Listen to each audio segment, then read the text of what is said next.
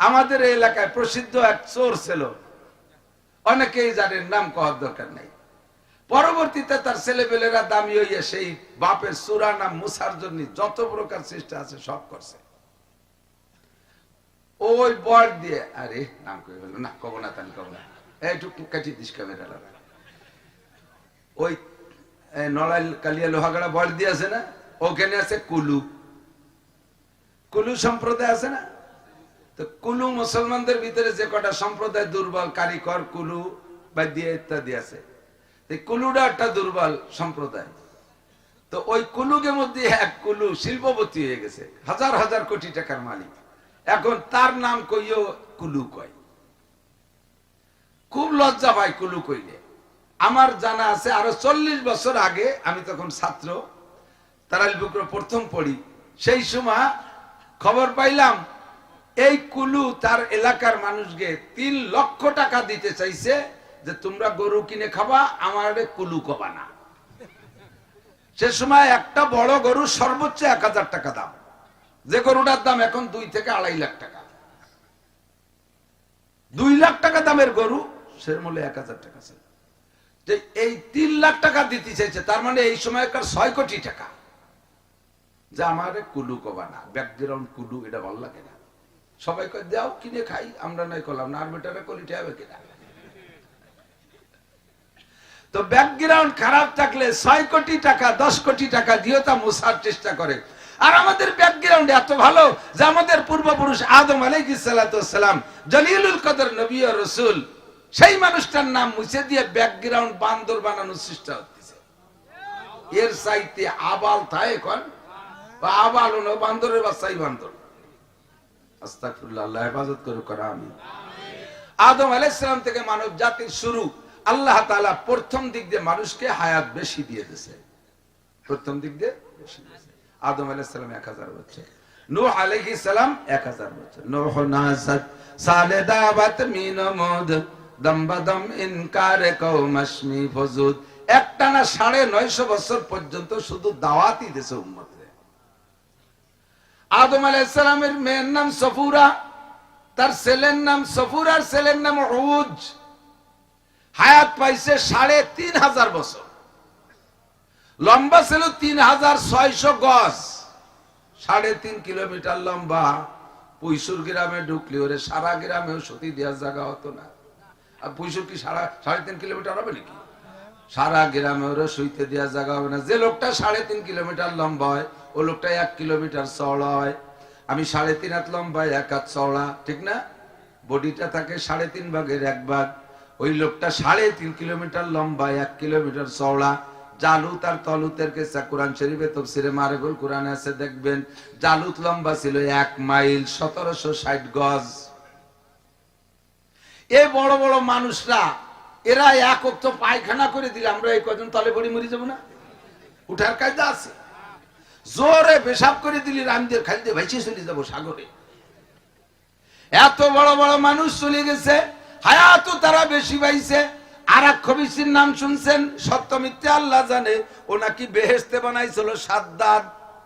ও president ছিল 1700 বছর, শুধু রাষ্ট্রপ্রধান 1700 বছর। ওর আগে ওর বড় ভাই নাম তার সাদিদ, সে প্রেসিডেন্ট ছিল 700 বছর। কত লম্বা হায়াত তারা খেয়ে চলে গেছে। এরপরে ধীরে ধীরে ধীরে ধীরে কমা শুরু হয়েছে। আমার নবীর উম্মতের মধ্যে সবচাইতে বেশি হায়াত পানেওয়ালা সালমান ফারসি রাদিয়াল্লাহু তাআলা আনহু, উনি হায়াত পাইছে 300 বছর। 200 বছরের পরে আইসা রাসূলের কাছে কলেমা পড়ে মুসলমান হয়েছে। এবার নবীর পরে কিয়ামত পর্যন্ত আমরা যারা আসব, আমাদের হায়াতের একটা পরিমাণ হুজুর বলে দিয়েছেন, হায়াত উম্মতি বাইনা 60 ওয়া 70। আমার উম্মতের হায়াত 60 থেকে 70 এর মাঝামাঝি। আমার উম্মতের হায়াত 60 থেকে 70 এর মাঝামাঝি। বেশিরভাগ মানুষ 60-70 এর মধ্যে পড়ে যাচ্ছে। কথা কোন ঠিক ঠিক না? বেশি বুড়ো হয়ে গেছে যারা, 70, 80, 90 পেয়ে গেছে। বুড়ো যারা হয়ে গেছেন বলেন আলহামদুলিল্লাহ। আবার কিছু আছে একেবারে বেশি বুড়ো হয়ে বিছানে পড়ে গেছে, তা উজইও না বাইটইও না, মরেও না বাঁচেও না। তাকে জন্য কত যে মামলা দিচ্ছে মাদ্রাসায়, হুজুর একটা জালাল খতম পড়িয়ে যায়, এ বুড়োরে মারিয়ে দেন, বিছেন পাটি নষ্ট হয়ে যায়, সেটা আবার মরে না। কিন্তু বেশিরভাগ মানুষ মারা যাচ্ছে 60-70 এর মধ্যে। ঠিক ঠিক না? আল্লাহু আকবার। সাহাবায়ে কেরাম বলেন, ওগো নবী, মানুষ যারা তারা লম্বা লম্বা হায়াত পেয়েছে, লম্বা টাইম ধরে তারা মুসলমান যারা ইবাদত বন্দেগী করেছে, 8টা জান্নাতের মধ্যে শ্রেষ্ঠ জান্নাতে তো তারাই যাবে। আমরা অল্প হায়াতে কি ইনকাম করবো, এ নিয়ে কোন জায়গা যাব? হুজুর আমার বললেন, ও আমার উম্মত ভালো করে জেনে নাও, ইন্নাল্লাযীনা ক্বালু রাব্বুনাল্লাহ, যারা বলে আল্লাহ আমার রব, বলেন কে রব? রব কে? শুধু রব বললেই বুঝবেন না, রব মানে সর্বযথা সর্বস্ব দিয়ে প্রতিপালন করে যিনি, তিনি হলেন রব। যাকে যেমন দরকার তাকে তেমন দেয়। কতক্ষণ? যে যেমন ব্যক্তি যার যেমন প্রয়োজন তাকে সেরকম দেয়। আমি বড় লোক, আমার জন্য বড় লোকই ব্যবস্থা, আর একজন গরিব মানুষ তার জন্য গরিব ব্যবস্থা। সর্বশ্রেণীর ব্যবস্থা আছে না নাই? কতক্ষণ? বাজারে যাইয়া এত বড় কি কয় শৈল মাছ দেখছেন, একটা 3.5 কেজি ওজন, একই দিন করে ভ্যান চালাইয়া এক শৈল মাছ কেনার পয়সা হবে? 1 সপ্তাহ ভ্যান চালাই ওই শৈল মাছ কেনার পয়সা হবে? বড় লোক চোখের সামনে দম করিয়া 3.5 কেজি শৈল মাছ একটা 5,000 টাকা দিয়ে কিনে নিয়ে চলে গেছে। গরিব মানুষ দেখে লম্বাটা হাই ছেড়ে কয়, আল্লাহ আমাকে কপালে কি এই শৈল মাছের স্বাদ জটবে না, আমরা কোনোদিন খাতে পারবো না। আল্লাহ কয়, যেভাবে কামাই করো সেইভাবেই খাও, তোমার শৈল খাওয়া লাগবে না। ওই শৈল বংশের ছোট মাছ আছে, তার নাম টাহি মাছ, তুমি তার কটা কিনে নিয়ে যাও। বড় লোকের জন্য শৈল বানাইছি, আর ওই বংশের টাহি বানাইছি। আল্লাহু আকবার। গোপালপুরীর মোড়ে যে এত বড় বল মাছ, বড় লোক একজন গাড়িতে টানতে উঠে নিয়ে গেল 11,000 টাকা দিয়া। আমি গরিব মানুষ কই, আল্লাহ আমি বল মাছের স্বাদ পাবো কিসে? আল্লাহ কয়, তোমার জন্য ওই বংশের পাবদা মাছ বানাইছি ছোট ছোট, ওই কয়টা কিনে নিয়ে খাও। একই ব্যবস্থা আছে না নাই? কতক্ষণ? আল্লাহু আকবার। ও দোস্ত, এমন করে যেদিকে তাকাবেন, 3,000 টাকা দামের খেজুর আছে, বড় লোকরা কিনে নিয়ে যায়। আল্লাহ আমরা গরিব মানুষরা কি খেজুর খাবো না?